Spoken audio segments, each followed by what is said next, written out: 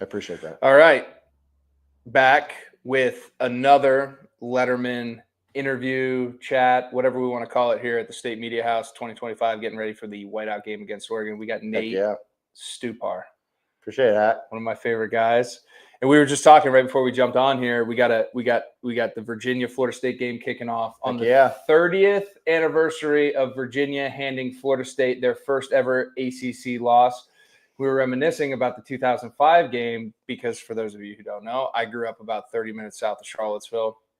Nate's older brother, John, was a very, very good tight end at the University of Virginia. And we were just talking about our times down in Charlottesville. Yeah. And you got your brother that Thursday night in 05, which was the 10th anniversary of Virginia beating Florida State, with Marcus Hagans playing quarterback, who's our wide receivers coach. Yeah, I know Marcus. So Biscuit used to come to my Little League practices and chop it up with me. But great guy, funny small world in the football world. But your brother had a pretty big catch. Oh man, he had one of the catches of his career. He caught a back end zone tutty and tiptoeing his toes, and oh my gosh, it was the most beautiful catch. And he's made so many catches over his career, but like that was one game to remember.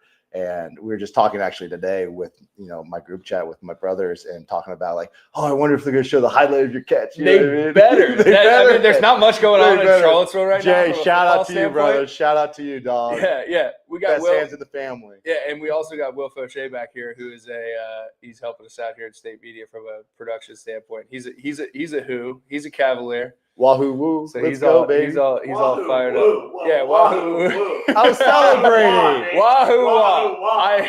Dude, I probably know their alma mater like better than mine. So yeah, that's funny, dude.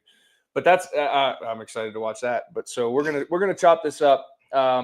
Nate, I got a ton of respect for your career, how you handle things. Appreciate it. I've been very vocal every time I get in front of the camera about how awesome this is to be able to get the Letterman a platform and just tell our stories, because I think that's one thing that makes Penn State so special. Okay. But we're going to kind of dive into this team this year. You're local here. You've been around it. You've been around the fans, been around the buzz. A lot of expectations. We're sitting here now week 5 with a bye, 3-0, haven't really played anybody. And obviously, probably one of the biggest whiteout matchups ever. Yeah. 3 versus 6. Yeah. With a lot on the line. What's been your vibe around town, all the noise you've heard from the fans? And then I also want to hear your personal perspective on what the teams look like this year up to this point. There's a lot there, man. Obviously everyone's super excited. You know what I mean? Whiteout. I mean, I remember my first whiteout was when we played Ohio State and I was a recruit. And when Tom Ali had the sack strip, and like that was a moment where I'm like, I am coming to Penn State. You know what I mean? And like, we're going back to Virginia. I thought I was going to Virginia. Yeah. Because like I was family there. Yeah. When I walked in, everyone knew who I was. I thought I was going to Virginia, and Penn State just came and just got my heart with that game. And but yeah, a lot of buzz, man. And I hate coming off a bye. If you've looked in the past years, like even the playoffs, the people who have buys don't do well. You know what I mean? In the NFL, like you can attest to it, like players know how to play when they have a bye week. You know what I mean? They're like, pros. They're pros. Yeah. College, a little bit different. So I'm worried about the bye week, and I mean, there's a lot there and we'll dive into it, but like, I'm super pumped for our team. And yes, we had 4 games, and, are they the greatest teams? Probably not, but hopefully those warm-up games have gotten us, the oil, making us get going. So quick reminder, this is a interview brought to you by Modelo. This is the Modelo Cantina, and college football is Modelo season. If you're listening to this now, it's time for a reward. Reward yourself and your fandom with an ice cold Modelo. Modelo is the official beer partner of Penn State football. 21 plus, please drink responsibly.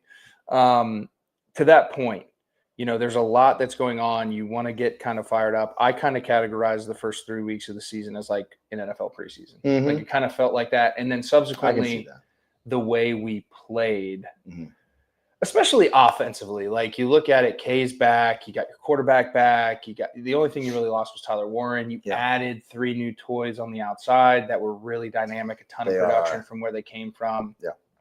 But you would just think that this offense would be operating at a higher level. And what I kind of watched was like every game kind of felt very spring gamey to me. Mm-hmm. Like we were 10, 15, 17, 13 play drives. And it was just like controlling the ball.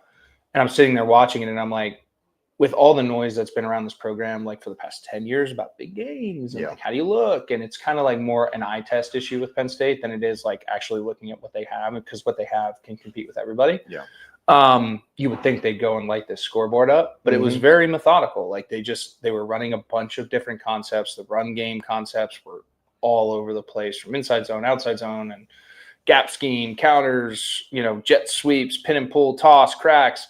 And then you couple that with like having 7 really good offensive linemen, and they're rotating. So you got a guy that's playing right guard for 2 drives, then he goes to left guard, and then vice versa. So offensively, it just felt very like preseason-y to me. Yeah, for me, like defense, like they did what they needed to do. You know what I mean? The defense played really well, and obviously they haven't really been tested, obviously, and we're going to find out tomorrow. With the offense, like I feel like they weren't even trying to figure out what their identity was. I was like, are you really going to pound it? Obviously, we're going to pound the ball. You know what I mean? And like that first game, they came out throwing. I'm like, okay, like there was rhythm and there were passes, great catches. I'm like, okay, like it got me excited. And the next 2 games came up, and I'm just like, what happened in the first game? Yeah. For me, it looked like it was possession passing game focused, which again, like Drew's 21, 22. I don't know. You're young. I don't know how old he is. Sorry. But young kid. Yeah. And like there's a patience that comes with that, right? Yeah. And you even see that in the league, right? Like that's what, when you get a young quarterback, like a lot of the defenses are going to make you pass the ball accurately into zones underneath. Yeah. And if you can do that proficiently, then that kind of opens up the more vertical passing game. Like Drew can do that, like, but it just kind of, he seemed to get like bored with it. And there were like small nuances, whether it be his footwork with rhythm or like how the receiver ran the route, kind of slipped out of it. And then it was like off the fingertips, you know, and there's weather and there's all kinds of stuff that plays into it. But with that, like from a coaching staff standpoint, you can kind of tool them with a little bit more of an aggressive game plan that marries vertical passing game with our very obvious strength with our running game. That kind of pushes Drew, and those lead to explosive plays, which kind of takes the pressure off of having to be super consistent and like staying on schedule all the time. Like a 40-yard completion. Like I was talking to Koa about it. Like it's like for me, it was just like like it was like a breath of fresh air, because I was like, that was basically 5 plays. Right. Like a 45-yard completion, I was like, dude, that's 5 plays I don't have to worry about. You know what I mean? Like it's like sweet. Now we're in the red zone. Like my brain switches. You know.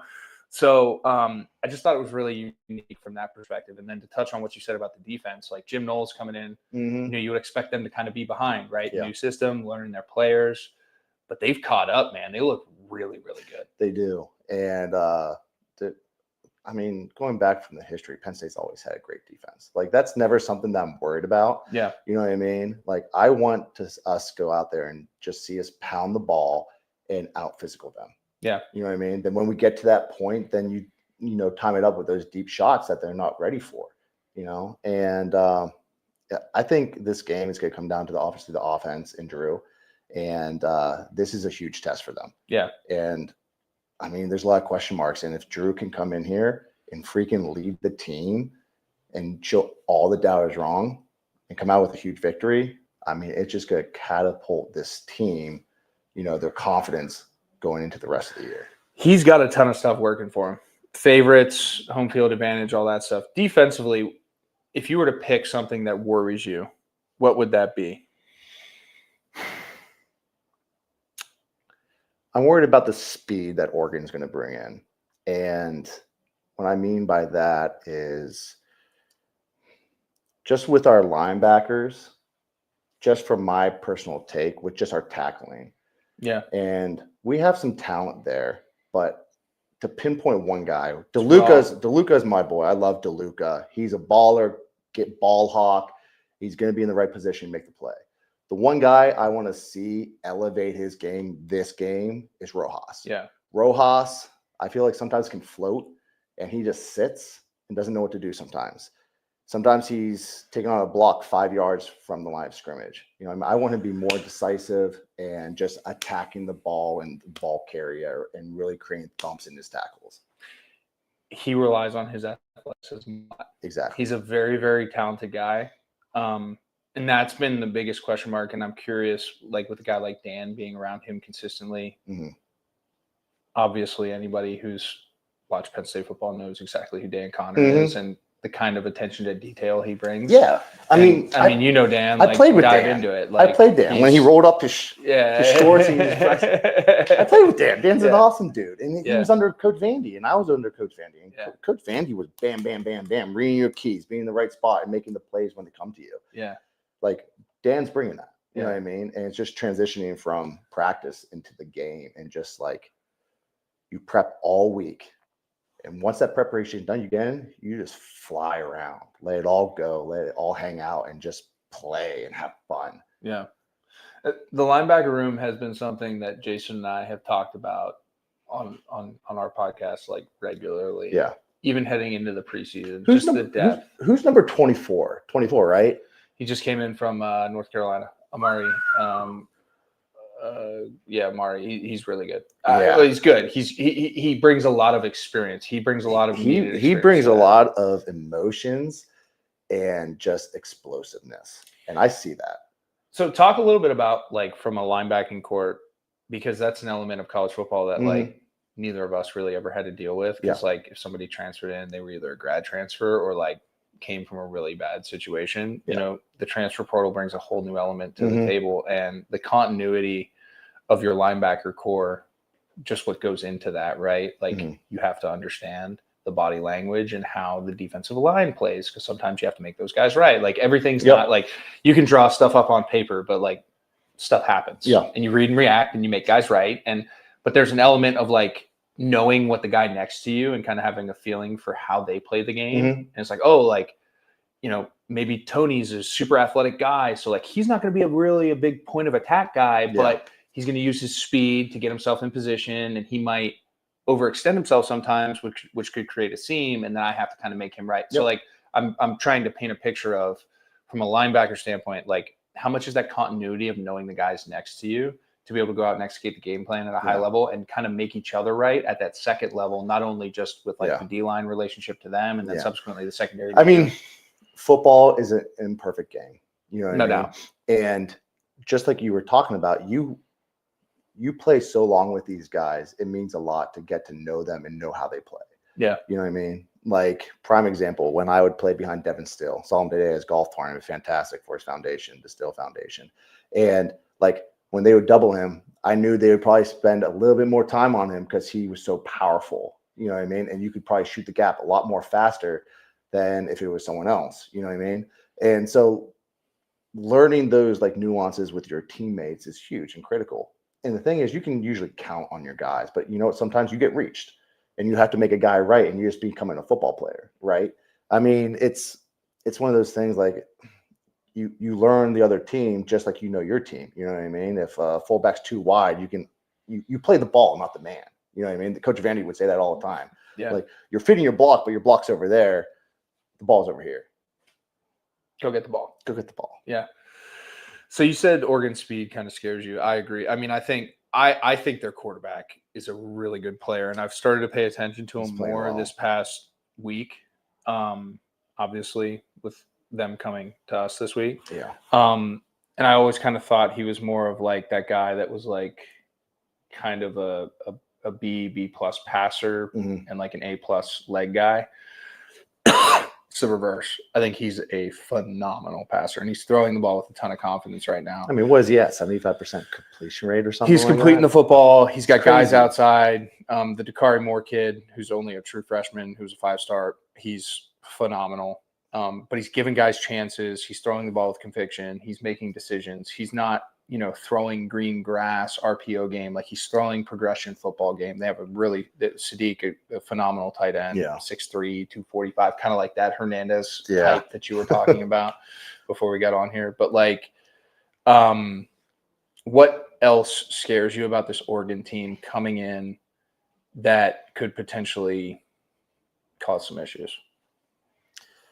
I mean, the one big thing that we always talk about in the NFL, and you can talk about this too, is explosive plays. Yeah. I don't know how many we've had for our team the last 3 weeks. Yeah.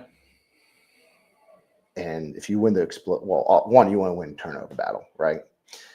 2 explosive plays. How many explosive plays? Like every single game we went into was like, we have to limit the other team to like 4. Yeah. If anything above that, you're just like, crap, like, oh my goodness. Because like those explosive plays, those are easily field goals in the NFL. Yeah. You know what I mean? And so that's what I'm worried about. I hope Jim, mixes the defense up, gets the quarterback confused on some stuff, and we have time to get to the quarterback and create a sack fumble. This game is going to come down to who's going to make that one mistake. Just like, what was it, last year's? Yeah, 2 years ago, like 2 years ago, Ohio State game or something like that. And we lost because we had one explosive play by Ohio State or something like that. Yeah. And like they went down and kicked the field goal or something. And it came down to one mistake at the wrong time. Yeah. And I think that's what's going to happen tomorrow night. It's going to be us or them. We have to play mistake-free football. Yeah, you're going to make a mistake here and there, but more consistent and less mistakes than the other team. Yeah, there's like 4 or 5 plays that are going to define this game. Yeah. It's an NFL game. Like, I mean, watching the Seattle Arizona game, like you thought Seattle was going to win that game easily, and then all of a sudden 2 minutes left in the fourth quarter, Arizona's going down to tie the ball game. Like that's how those games are defined. It's going to come down to like Drew's going to have a huge pass at the end. Yeah. Is it going to be on the money or is he going to overthrow it by a yard? Yeah. You know what I mean? Yeah. It's going to come down one of those plays. It's going to be a tight niche. Like you're coming into the whiteout, and there's no other place like that in the country. It's the most insane atmosphere I've ever been a part of. So let's dive into that. One of the things that I talked about is I think, like, although I don't think we necessarily handled our first 3 preseason games as well or exactly how I personally would have liked to have seen it. Yeah. But we do have a mature team, and I think for the first time in a while, we're saying that about Penn State. Yeah. And specifically in this matchup, when you look at key positions like Drew versus Dante Moore, like a sophomore who's at UCLA, just transferred, versus Drew, who's been here for 4 years and has played for 3. We have the maturity. Like if I was to meter the tip meter, maturity, overall team maturity is going towards Penn State without a doubt.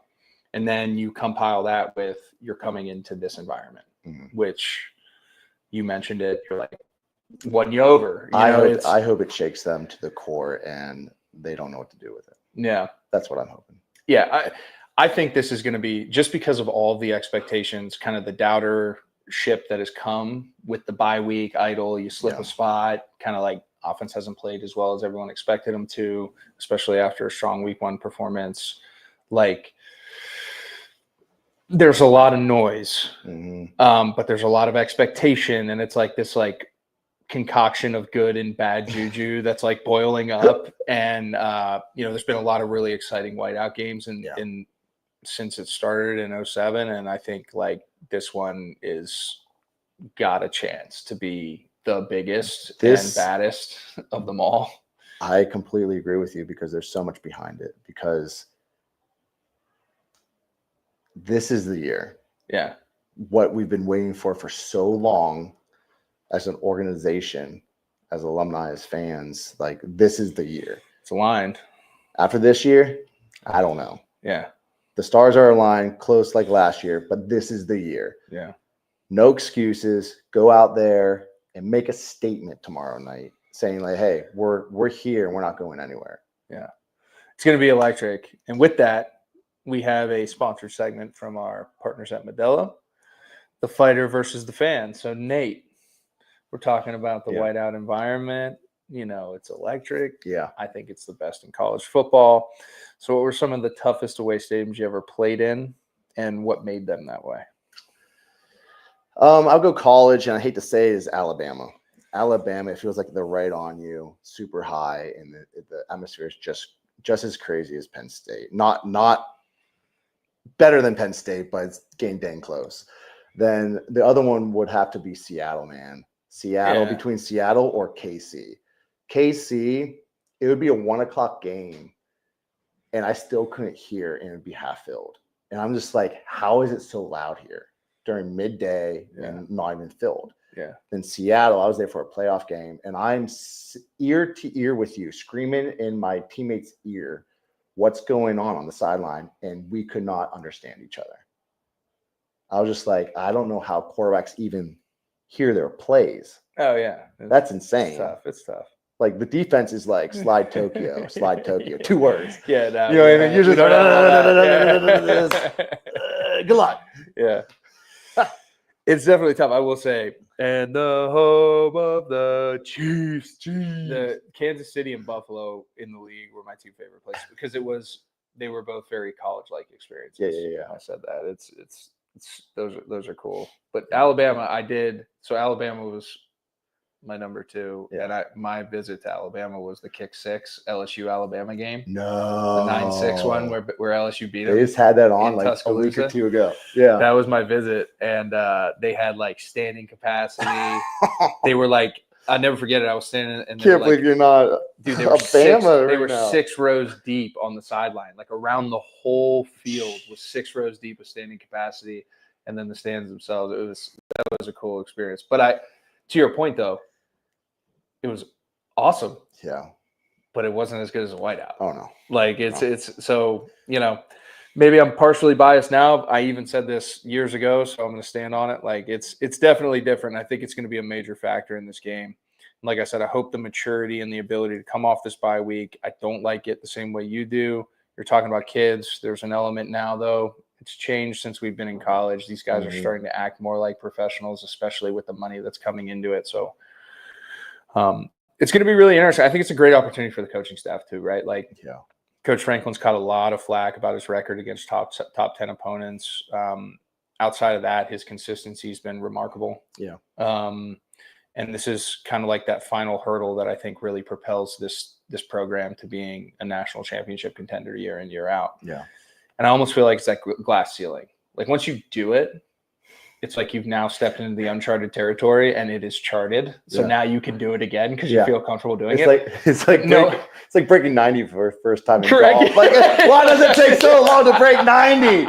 Like Franklin, go break 90 tomorrow and shoot an 81 and just tell us like, hey, we got this for the rest of the season. Let's go. It's incredible. So hard until you do it. And once you do it, you're like, why was it so hard before? Yeah, and you got a defensive coordinator that just won a national championship last year. Oh my gosh. I think that's going to play a massive role. And to that point, Jim Knowles gave Oregon 5th last year. Yeah. So conceptually, I'm really excited to see what Jim Knowles brings to your point from a blitz package standpoint. Now there's an element of the communication with the environment that plays into that, right? And the same thing that we talked about with these linebackers starting to gel, who's got the green dot, who's going to be able to make those calls and get it all aligned and going. But at the end of the day, man, like I think this thing's lining up to be an instant classic, and I can't be on the sideline. Yeah, I mean, I can't wait to see who's making that play that's just going to put their name in the history books. Yeah. You know what I mean? It's what these games are for, dude. I know. It's what these games are for. So with that being said, last segment here by Modelo, we got the every fan ritual. So now that you're out, what's going to be your pregame ritual tomorrow? Oh, gosh, man. Probably